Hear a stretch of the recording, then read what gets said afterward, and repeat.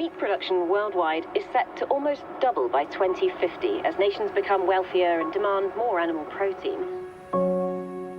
To maintain our present level of consumption at this present time, beyond 2050, we would need an additional half a planet. Selon l'Organisation des Nations Unies pour l'alimentation et l'agriculture, le secteur de l'élevage contribue pour 14,5% aux émissions de gaz à effet de serre dues à l'activité humaine. As I become a father for the first time, there are more and more revelations about the way we are raising the animals that feed us.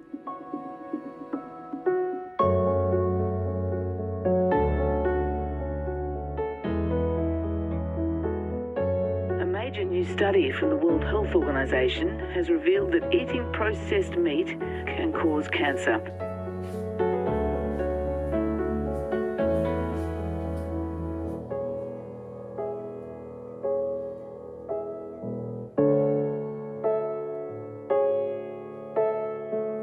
Meat consumption isn't just the source of health problems. It could also lead to widespread species extinction, according to a recently published study. Feeding my son his first mouthfuls and seeing the animals around him through his eyes has led me to look at this information in a new way. It has caused me to consider the choices that we make to feed ourselves more closely, as if suddenly, for him, I could no longer remain indifferent and had to find out more. What's happened is we've rationalized and made efficient the production of meat. And we've industrialized it, as we've industrialized almost every other form of production on Earth.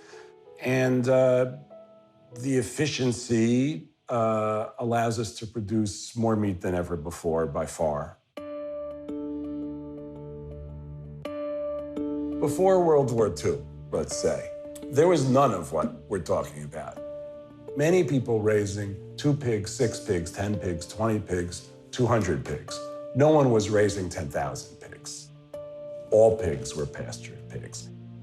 Chickens, same kinds of thing. They may have been raised by the hundreds. Now they're raised by the hundreds of thousands.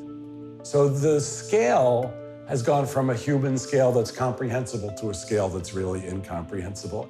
The problem is that the system has an expiration date. Is it still possible to feed animals to our children while respecting the planet, the animals' welfare, and our health?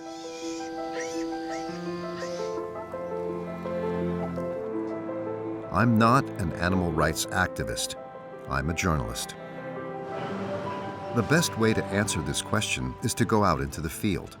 Traveling all over the world, I'm going to meet with men and women who are inventing innovative ways of raising animals that respect man, nature, and animals. I want to put these initiatives together to find out if another way of consumption is possible and viable, and if there is still time left to do things differently. We created industrial agriculture. It was intentional. There was a decision made to say, how can we produce the most grain possible? How can we produce the most animals possible? There were other directions we could have gone in.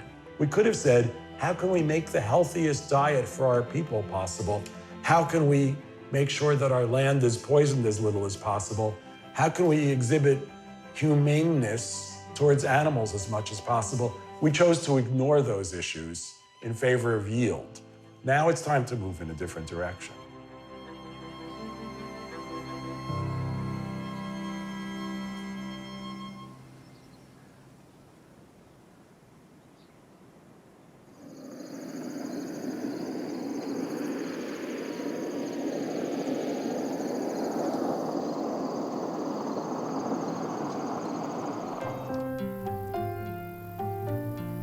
I heard about a man in the plains of the American Midwest who decided to challenge the dominant industrial model.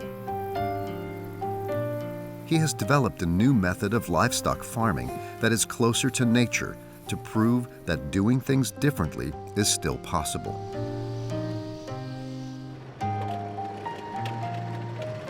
I'm Jude Becker, and my farm has been operated by me since I returned from university in 1999.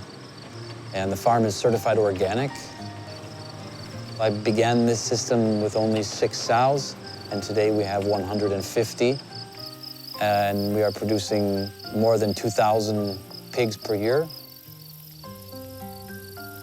My farm could be considered the opposite system from the industrial philosophy.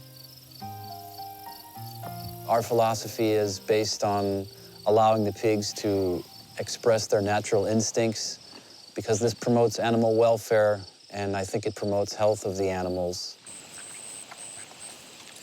If we are very quiet, I will show you a litter of piglets which was born during the night.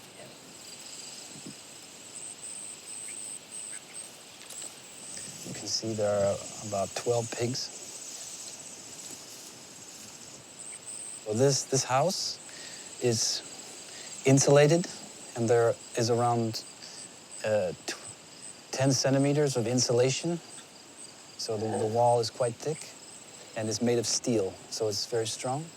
And in winter, it keeps the sow quite warm, and also it keeps the heat out in summer because we open the back window and keep ventilation. It's a more natural system. The pig can grow in its natural way by living outside and experiencing the earth, because a pig has this special nose to dig in the earth. And if it cannot have this, then it's not complete. It's not completely a pig. Something is missing. This kind of farming resembles the images that we see in adverts.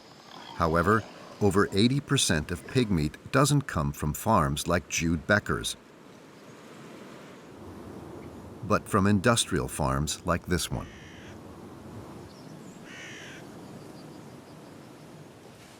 Here, everything happens inside the buildings. Donc là, on va arriver dans une salle de maternité, une salle de mise bas. Donc voilà, vous allez pouvoir voir les petits porcelets. Elles sont inséminées le même jour, presque toutes. Bah, forcément qu'elles mettent bas le même jour aussi, quoi.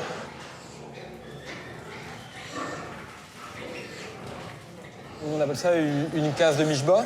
La truie est rentrée une semaine avant de mettre bas pour qu'elle s'accoutume à la salle et qu'elle ne soit pas stressée le jour de la mise bas. Elle reste dans cette case-là avec ses petits pendant 3 semaines. Et pourquoi vous avez besoin de ça? En fait, elles sont bloquées parce que une truie, ça n'a pas forcément l'instinct très maternel. Ça aurait tendance à écraser ses porcelets. Une truie, 80% de son temps, ça s'est allongé. Hein. Donc, en fait, qu'elle ait de la place. Et là, elles peuvent se retourner? Non. Non.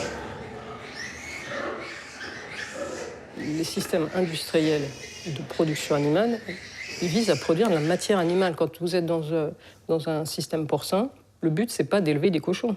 C'est de produire du porc. Pas des porcs, pas des cochons. Du porc, de la matière animale porcine. Une porcherie, déjà, c'est un lieu fermé, une zone fermée dans laquelle il y a des bâtiments fermés, dans lequel il y a des boxes fermées.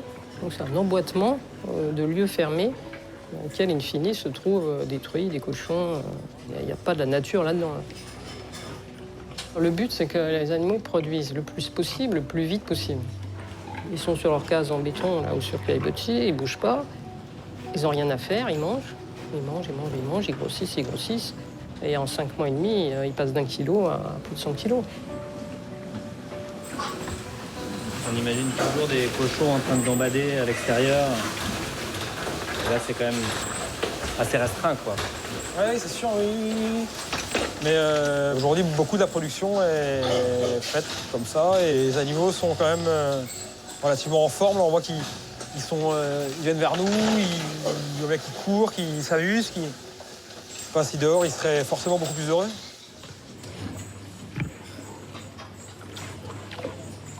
Le système industriel, ce qu'il a de particulier, lié au système économique, c'est qu'il n'a qu'une seule rationalité, qui est la rationalité économique. Le but du travail avec les animaux, c'est le profit. Il n'y a pas d'autre but. Ce n'est pas la relation aux animaux, ce n'est pas la relation à la nature, ce n'est pas de produire des aliments qui soient bons et sains, c'est juste que les animaux ils servent à générer de l'argent.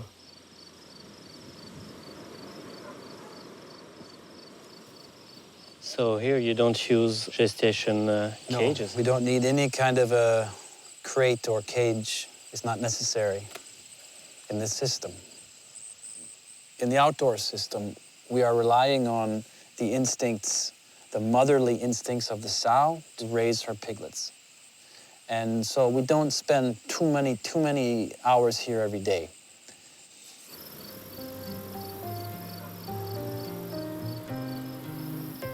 For me, this kind of work is very interesting, to be in charge of a natural system and be responsible for the care of these creatures. It produces a kind of joy. Just to walk amongst the pigs in the field, it's a kind of therapy to simply watch them run and play, and as a farmer, that's very fulfilling. They're not just a kind of product to maximize the efficiency for like a factory. They are living, sentient creatures.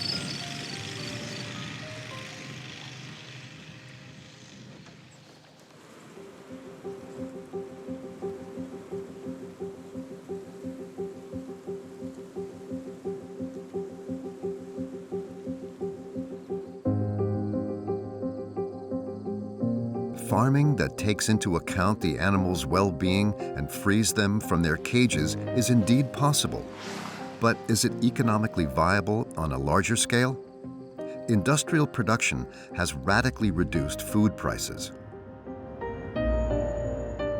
In the 1950s, European households spent an average of 45% of their budget on food. Today, it is just around 15%. The pursuit of economic efficiency at any cost, which has benefited us all, has been pushed to its limits by one type of farming in particular.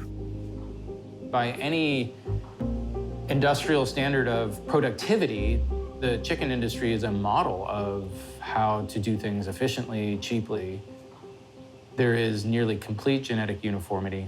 These animals have been bred to grow, fatten very quickly. And so they are kept in complete confinement. Chicken production today is that these birds have been bred to mature 5 to 6 weeks. It's remarkable how short their lifespan is. What is the normal life expectancy for chicken? If you took a wild jungle fowl and looked at its normal life expectancy, which is where these chickens ultimately come from, 20 years.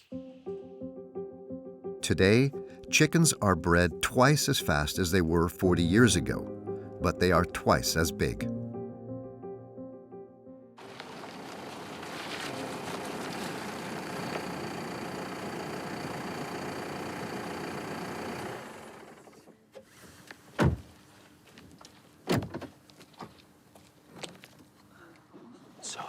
So now we go just down here and then down there, just in case that a car comes. We would go like in the, just follow us. So maybe we have to lay down on the ground. You have to watch out with the camera. Okay. But I don't think that something will come. Okay. Yeah. Industrial chicken farms no longer allow cameras in, so the only way to film them is at night, covertly. I go along with Christian Adam and 2 of his friends, German activists who are against industrial farming. The farm is about 200 meters away in front of us. It's a chicken farm for about, at all, 120,000 chickens. So there are 3 halls of 40,000 chickens. It's huge now. It's not really. Actually, it's a normal farm. So the chickens are always hungry because of the breeding, in a way that they are always hungry, that they eat and eat and eat so they can grow very, very fast. And that means lots of problems for the animals. And this is something that happens in every farm. And now you can smell it. Yeah. Exactly when we go in, just Just move very slowly. Okay. Okay. Yeah.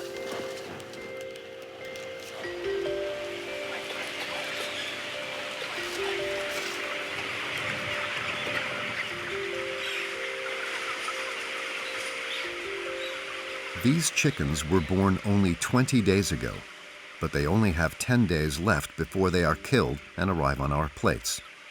The smell of bird droppings is hard to bear. It is humid and hot.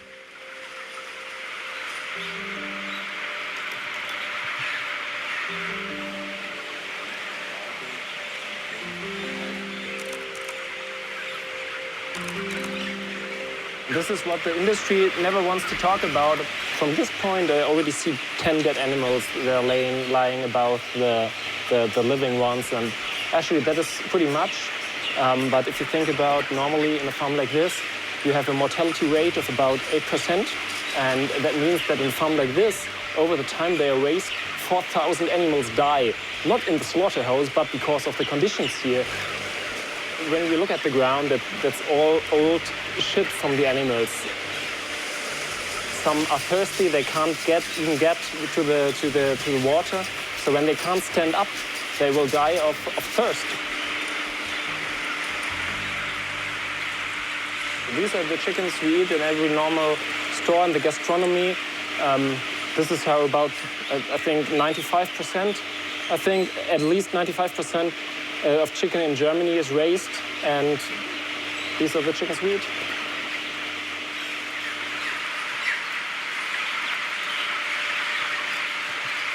We're here at midnight, around midnight, and the whole hall is full of light. It's that the animals do eat all the time because everything is here to make them grow as fast as they can.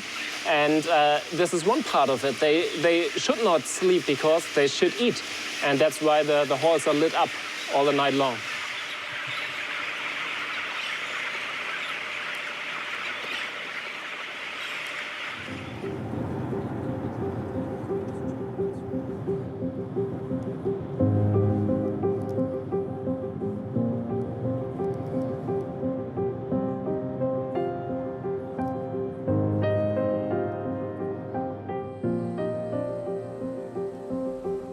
The race for economic efficiency has also been particularly damaging for the well-being of animals in the egg production industry.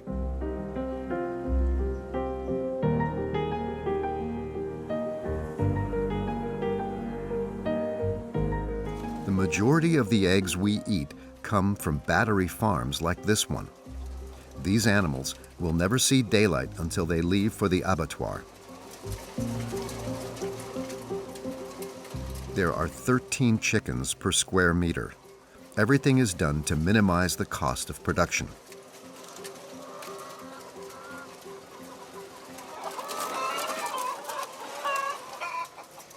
Worldwide, 60% of egg-laying hens live in cages. It's 68% in France. Seeing this with my own eyes, I realize that it really is time to consume differently and avoid eating products from industrial farming as much as possible.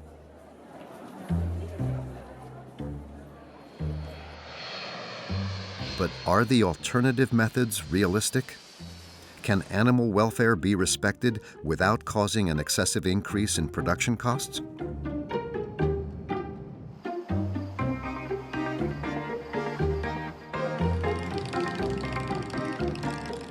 In the United States, there is an innovative method for farming egg-laying hens on a large scale while respecting their well-being.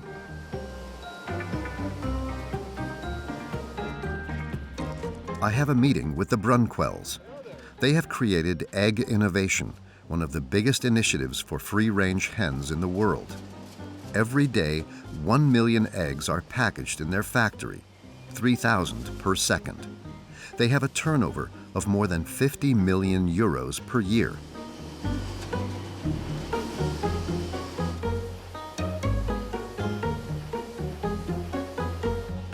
I grew up on a caged farm. Then probably 20 years ago, I stepped into my first cage-free barn. And it kind of, destroyed some of my stereotypes. And then we took that a step further every couple of years and, said, okay, let's let the doors open.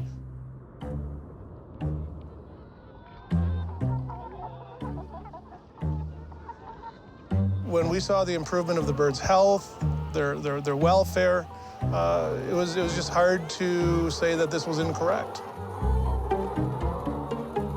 There's nothing in a cage that is going to lean into the bird's natural behaviors of perching, foraging, dust bathing, socialization. Cages simply aren't going to provide that. And it's impossible for them to provide that. John Brunquell freed the hens from their cages and gave them access to the open air. But he hasn't given up mass production.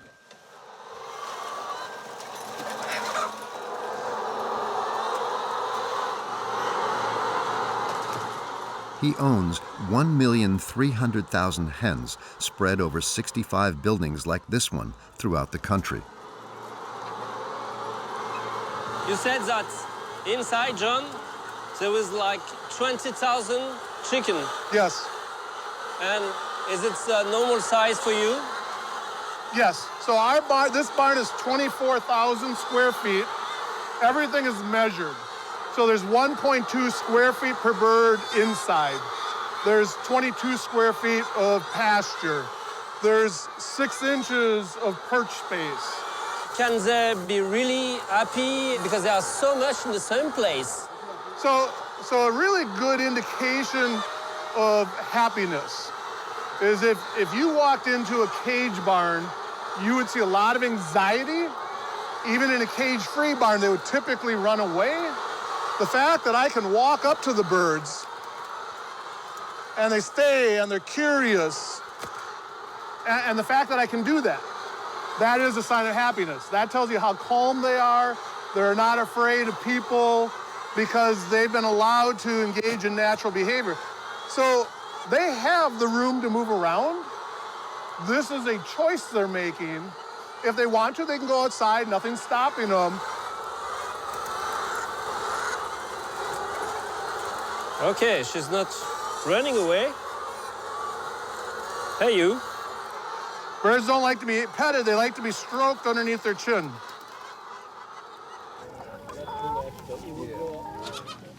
What we found is every time we improved welfare, I found my production went up, my mortality went down, good things happened with the birds.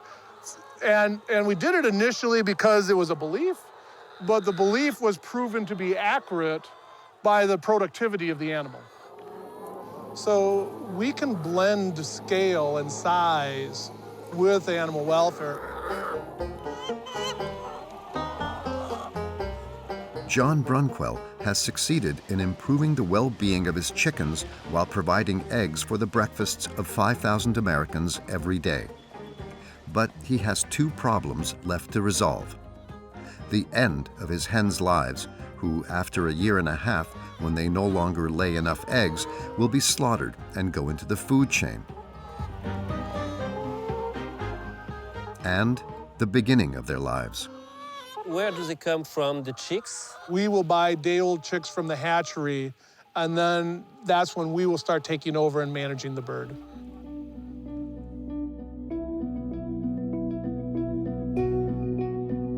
And this is actually a kind of link in the supply chain that is rarely talked about.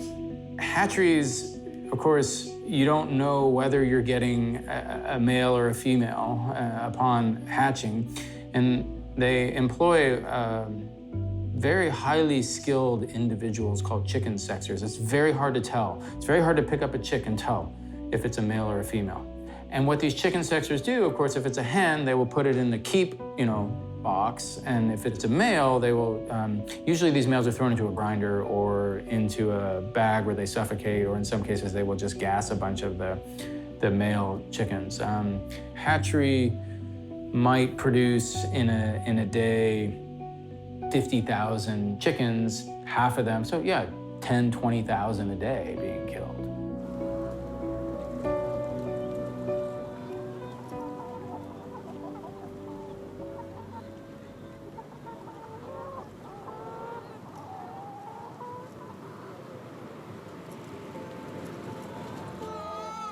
They may not be perfect yet, but whether it's on a small or a large scale, methods that respect animals already exist. But respecting animals is not the only thing we should take into account when feeding our children. We should also ask, what kind of planet do we want to leave them?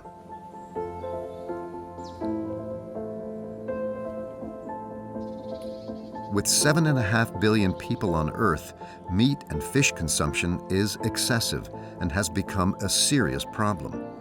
To produce the animals that we eat today, we are damaging the world they will grow up in tomorrow. I mean, the numbers are pretty clear if you want to just begin with greenhouse gas emissions. Industrial agriculture, industrial animal agriculture, is responsible for at least 18% of all greenhouse gas emissions. And that's a kind of remarkable chunk of responsibility for just one industry in the global economy.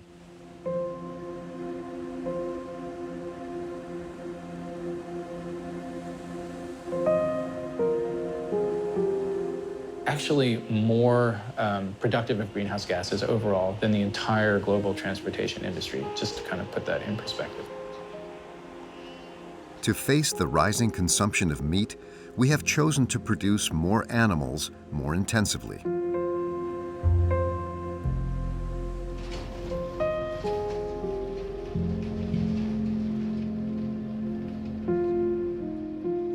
Alors ça, je ne savais même pas que ça existait.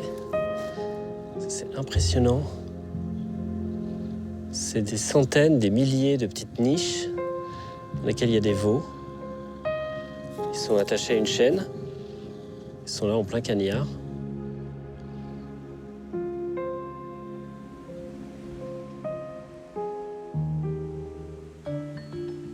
To fatten up the billions of animals as quickly as possible and to increase their yield, we grow more and more genetically modified grain. To plant them, we destroy forests, which increases global warming and destroys biodiversity. The quantity of water required for these crops, like corn or soy, exhausts the groundwater. And the huge quantities of pesticides and chemical fertilizers that we apply destroy the soil and endangers our health.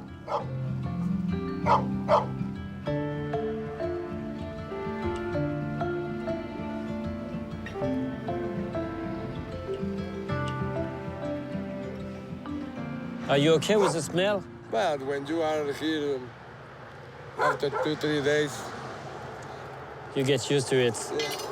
Yeah. Do you eat this meat? I don't like it. You don't like it? Why? No. I don't like to see how we feed the cows. You don't? Chemicals to feed. Too much chemicals. Every day they die about 10 heads every day. Really? Yeah, sometimes more.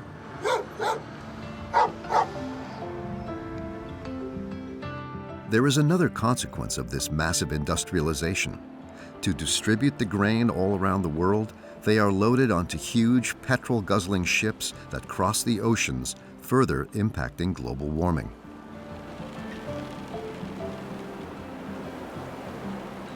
It is safe to say that industrial animal agriculture represents perhaps the worst misallocation of natural resources in human history. If we feed the world the way we're feeding the world now, we're going to run out of resources. And it's going to lead to political instability. It's going to lead to a situation where the world's poorest suffer the consequences the most. It's going to lead to perhaps wars over land and access to water. I mean, things could become very severe. So we need to start thinking about using our land in ways that produce the most calories with the least environmental impact and the least amount of resources.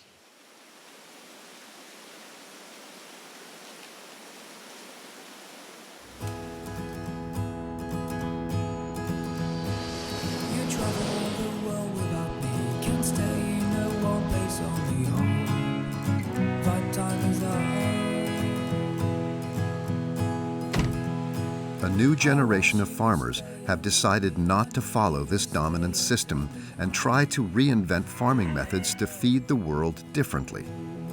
In the United States, Portugal, France, they are concerned with respecting animals, but also preserving the environment and our health. Oh, il y a du poil qui brille là. Oh, tiens, beau veau. Mon métier, c'est surtout un métier de passionné, passion de la terre. Après, bien évidemment, de l'élevage, mais de la terre en général, du respect de cette planète et de la capacité qu'on a de pouvoir vivre avec cette terre.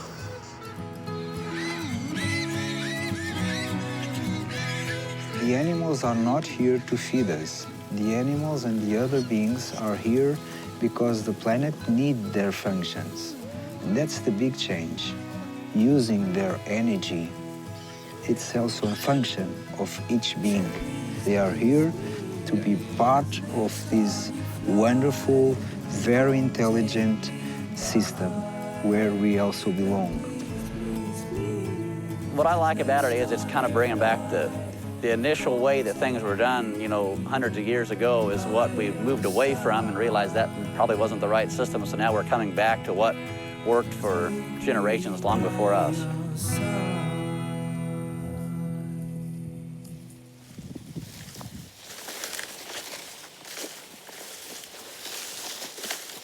So what these cattle are eating, there's several different varieties out here. You've got some cabbages, kales, there's millets, there's vetch, which would be a very high protein. You also have clovers, which would be another very high protein crop.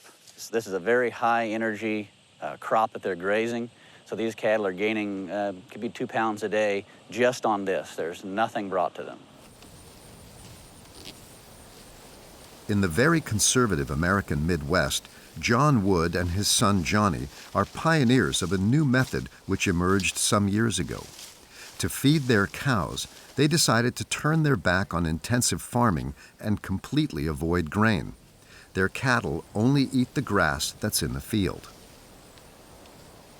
When the cattle are moved daily, they can eat. It's their choice. The feed is, they come to the feed's not brought to them, which would be different than the conventional model.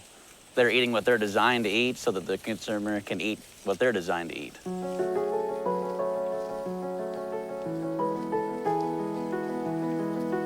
This whole system is with the future in mind. It's good for the animals, it's good for the planet, it's good for the people. I mean, it's a holistic system. Everything ties into one, and it's all based off of what we're standing in right here. With this system, the Woods must wait an extra 6 to 7 months before their cows go to the slaughterhouse, because it takes longer for them to fatten up.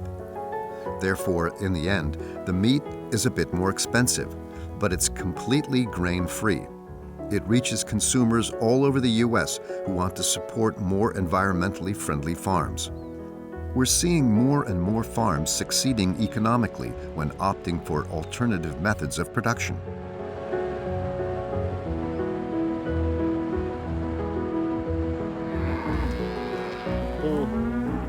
Oh, pitchounette, hey.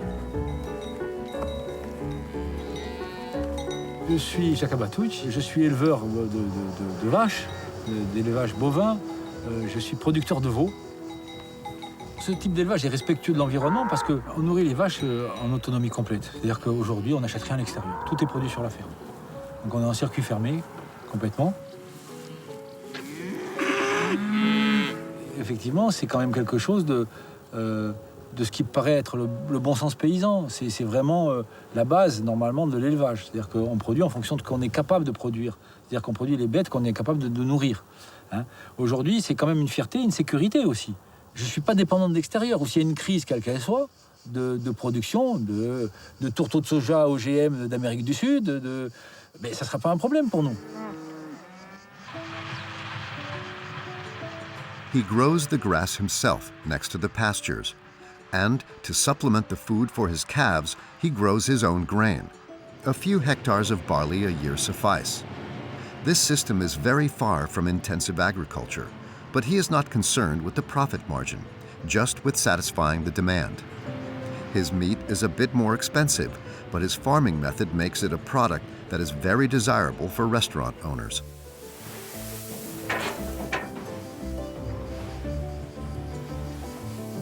Voilà. On n'utilise pas de pesticides, on n'utilise pas de désherbants, on n'utilise pas de traitement d'engrais chimiques. Déjà, on n'impacte pas l'environnement par rapport à ça. La seule chose que j'importe, c'est des déchets d'autres. Je gère leurs déchets qui seraient polluants autrement. C'est-à-dire que du fumier de cheval, de la fiente de poule, si c'est pas bien géré, c'est polluant. Là, au contraire, sur la surface qu'on a, on en fait, mais on est loin d'avoir des doses, mais c'est infidécimal. Finalement, on arrive à avoir du coup un résultat derrière qui est extraordinaire, parce que c'est la nature, vous savez, quand on s'applique, naturellement, elle vous aide, et la faune microbienne démultiplie la valeur du sol et la capacité de pousser. Avec la chimie, alors, si, c'est sûr, on y arrivait, mais après, vous aviez un support. C'est plus un sol, c'était un support. C'est-à-dire qu'il n'y a plus de vie. Alors que là, c'est de la terre vivante. Tout ça, c'est une symbiose globale du sol, des plantes, des micro-organismes qui fait que la vie se maintient et on réussit à créer cette vie qui fait que la terre vous rend ce que vous lui donnez et ça marche bien. Il faut arrêter d'imaginer que la production intensive va sauver l'agriculture. Non, ça va pas. Ça va créer des industriels, mais plus de paysans. Et on a besoin de paysans parce que ceux qui vont vraiment respecter l'espace, c'est les paysans. C'est pas les industriels de l'agriculture. C'est pas pareil. L'industriel de l'agriculture, c'est un gars qui fait qui regarde les cours des bourses et qui va planter en fonction de ça, pas en fonction de l'environnement qu'il va avoir, des enfants qu'il va avoir, qui vont pouvoir vivre sur leur terre. Ça n'a rien à voir. Ça, c'est de l'industriel. Nous, on est des paysans où il faut qu'on défende notre mode de production et qu'en plus on défende notre territoire. Jacques Abatucci has proven that farming animals sustainably is possible. But there is another method that goes even further: agroforestry. This allows farming that usually contributes to global warming to become a weapon against it.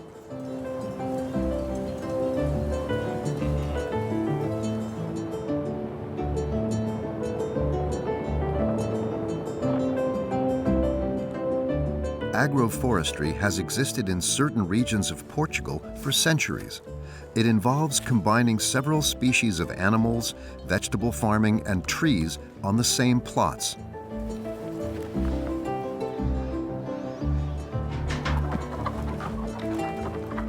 One hour outside of Lisbon, a farmer has brought this system up to date by putting agronomic knowledge and modern technology together.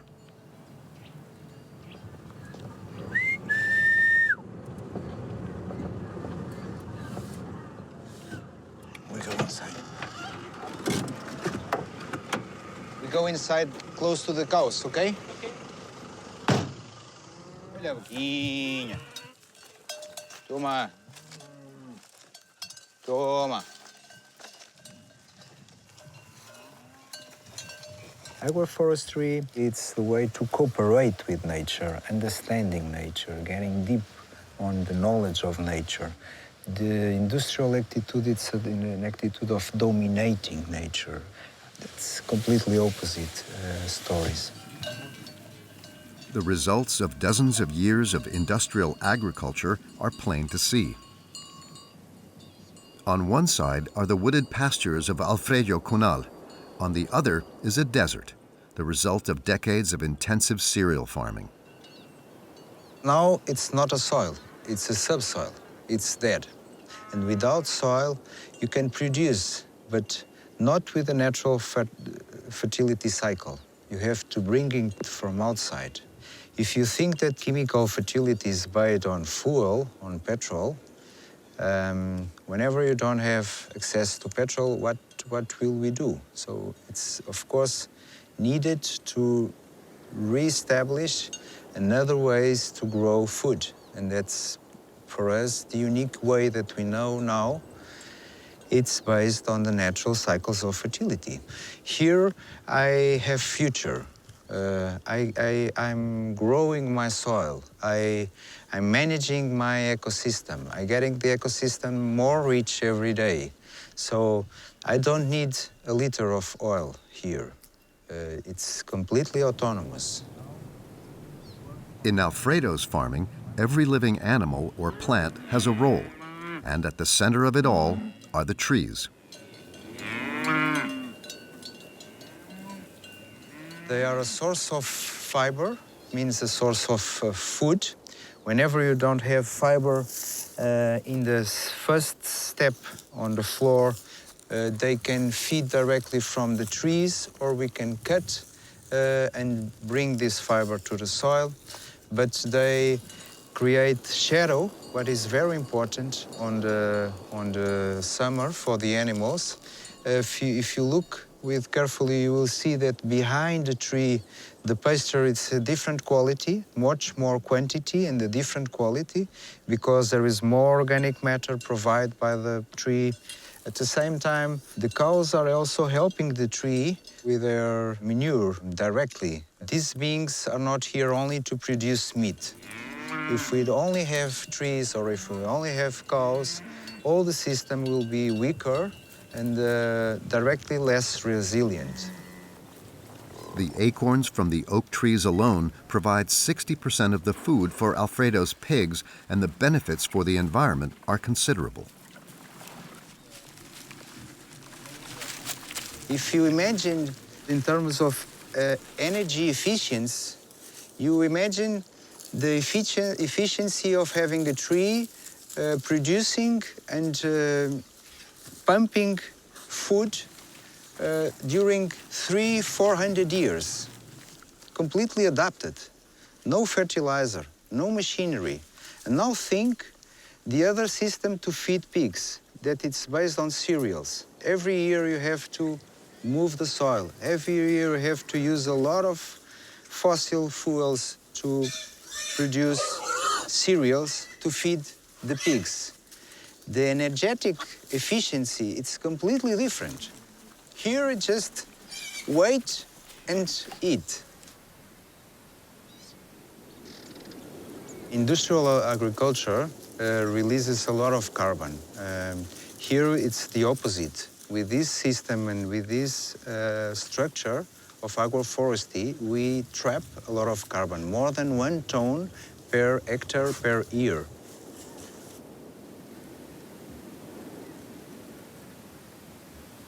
If we go in this direction, and if we go in the direction of agroforestry, we can have a big part of the solution of the emissions that we've done, very quick. That's the great part of the story. It's not a problem that we do mistakes. The problem is that we are not conscious about that and we don't correct it.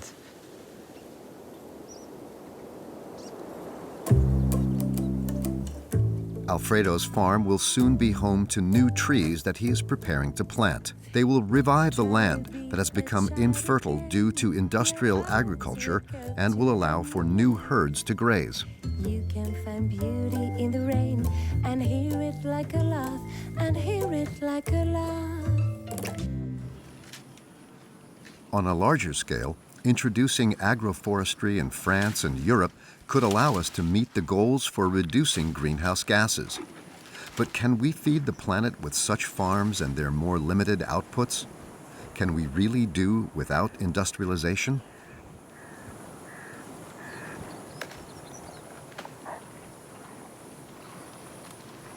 Les manières, entre guillemets, alternatives de produire à plus petite échelle, avec des cultures plus intégrées, beaucoup plus respectueuses des écosystèmes, sont parfaitement réalistes au sens agronomique du mot. Ce sont les seuls réalistes au sens agronomique du mot. Au sens économique, malheureusement, ce sont souvent des productions qui ne sont pas suffisamment compétitives sur les marchés. Pourquoi ? Parce que les marchés récompensent les producteurs qui produisent avec des économies d'échelle sur des grandes surfaces, que tous les dommages causés au sol, à l'environnement, à la santé publique, résultant de ces manières de produire, ne sont pas reflétés dans le prix de cette alimentation produite selon des processus industriels. Et donc le système est très faussé en défaveur de ces exploitations de plus petite taille qui pratiquent une agriculture différente. Sauf que tout ce qu'on ne paye pas à la caisse du supermarché, on va le payer en soins de santé dont les coûts explosent, on va le payer en nécessité de compenser les dommages environnementaux considérables qui sont causés par certains modes de production industrielle. Et donc, ces prix, en quelque sorte, mentent et ne reflètent pas la réalité des coûts sociaux d'une production industrielle. We have to change things. Why would you not change things? The only reason not to change things is because you're the person benefiting from them. Who benefits? The people who are making the most money. Farmers don't benefit, the eaters don't benefit, the processors don't benefit. The big corporations who provide the seed, who provide the fertilizer, who process the grain, and so on, and they are vertically organized, those are the people who benefit from this. And there's no reason for them to change unless we give them incentive to change. So on a very small level, you can give them incentive to change by saying, I'm not going to eat that way I'm not going to eat that way anymore. I'm going to eat a different way. There are ways of farming animals while respecting their well-being, the planet, and our health. But there is one thing that we can't avoid. In the end, to eat them, we have to kill them. Today, the most stressful moment in a farm animal's life is when they are crammed into the trucks and transported to the abattoir. They often travel hundreds of kilometers before being killed in huge slaughterhouses. Can we kill the animals without making them suffer? However, there is another alternative, and it could easily be used on a large scale.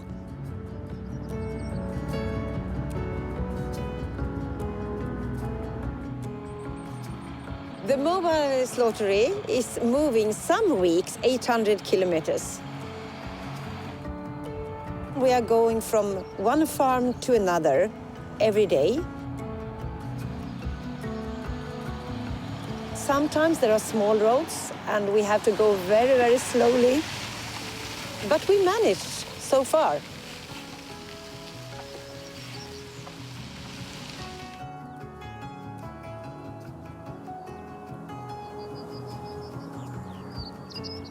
With this system, the cows don't go to the abattoir. Instead, the abattoir comes to the farm. Once we come to the farm in the morning, we start then to the slaughtering process.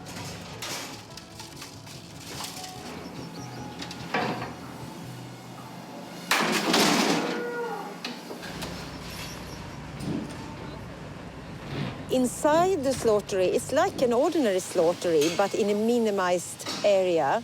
And also the veterinary is inside to inspect everything, so everything is okay for food safety. It's important that the animals are at their farm because it's their usual environment. They know everything about the smell, the sounds. All the other cows, individuals, are there. And also the farmer is there who takes care of them every day. And that's just normal. It's better for the animals because they don't have to be loaded onto a transport, mixed with other animals they have never met before. And animals get very stressed when they meet new individuals. So they start to fight with each other. And when they are in a new place, their last 24 hours will be a nightmare for them. And I really wanted to change that. You seem to take care of the welfare of the animals, and at the same time, at the end, you kill them and you bring them death. How do you live with that? Yeah, of course it's a difficult part. But if you accept to eat meat, then you have to realize that we are killing the animals. Of course, I respect the people who don't eat meat because they don't want to kill the animals.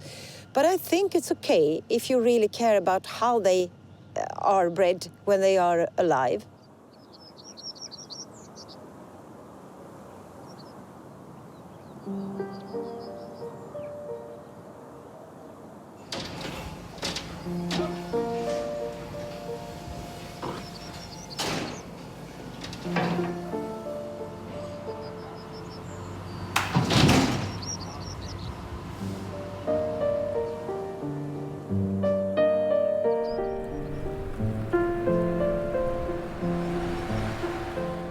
If you're going to eat any meat, you're killing some animals.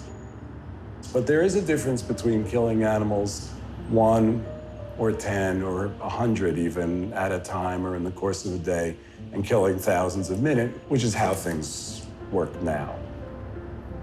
There's a dehumanization factor going on here. Is different from how animals have been treated and dealt with by humans for the first 200,000 years of humans' existence. This is all new.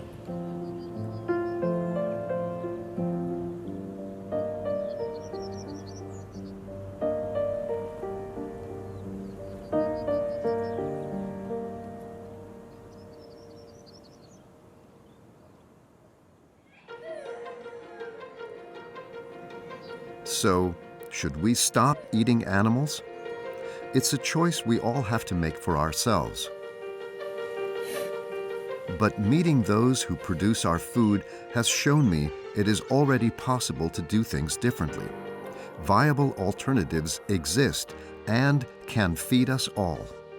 It also shows that we can move things along at our own level. By eating less meat and using the savings to buy better meat that is produced ethically and sustainably. It's what we've decided to do with our son. The scandal of industrial farming is one that we can all act on now, without waiting for public decision-making. Part of the solution right here, in our hands. Quand on est là, on s'en rend compte que c'est encore possible, qu'on est à un moment limite de changement de la planète et qu'on peut réussir à la préserver. Il faut le faire.